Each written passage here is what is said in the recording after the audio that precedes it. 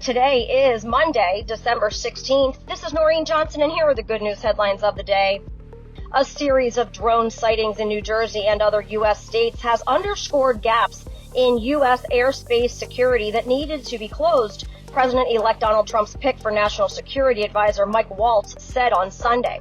Joe Biden's outgoing administration has played down concerns about a growing number of reported drone sightings, saying most of them involve manned aircraft and stressing there is no evidence of any national security threat. But U.S. lawmakers, including some of Biden's fellow Democrats, have expressed frustration the government is not being more transparent and more aggressive in addressing public concerns. Waltz said Americans were growing frustrated with the failure of Biden's administration to clarify what information they have on the drone reports. The spate of reported drone sightings began in New Jersey in mid-November, but has spread in recent days to include Maryland, Massachusetts, and other U.S. states. And then this. Senator Bernie Sanders said during an interview over the weekend that President Joe Biden set a dangerous precedent by pardoning his son. Sanders made the remarks during a Sunday interview on NBC News' Meet the Press with Kristen Welker when asked about whether the administration should give blanket pardons to current officials so that they are immune from prosecution under the incoming Trump administration.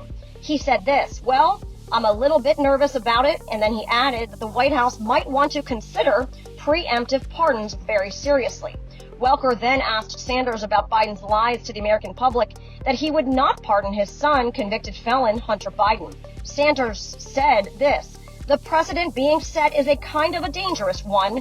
It's a very wide open pardon which could, under different circumstances, lead to problems in terms of future presidents."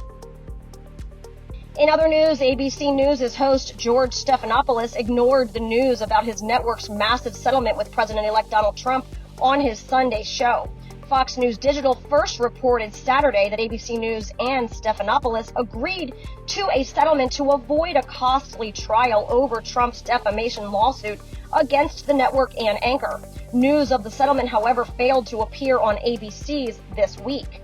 Instead, Stephanopoulos focused on stories about unidentified drones over New Jersey, ongoing conflicts in Syria, and Trump's cabinet picks. He also deleted his X account over the weekend.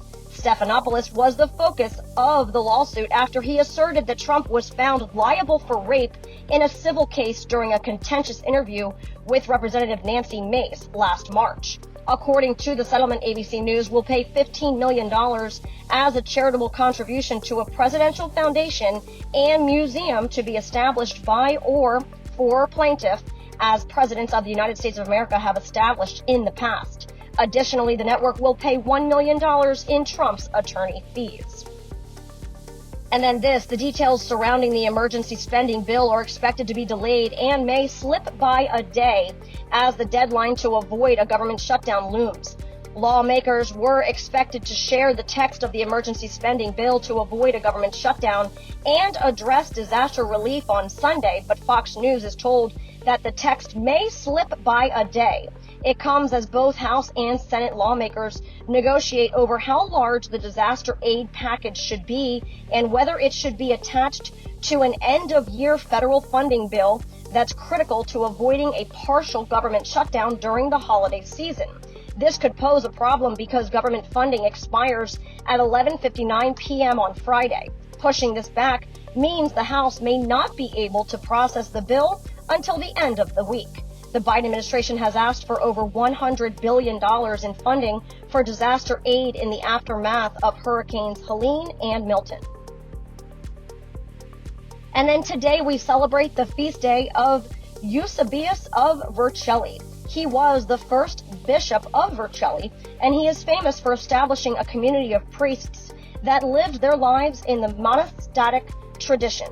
The force of the truth which he preached, together which with his example brought many sinners to a change of life. Saint Eusebius, pray for us. And those are your daily good news headlines. This is Catholics for Catholics. May God bless you, and may God bless the USA.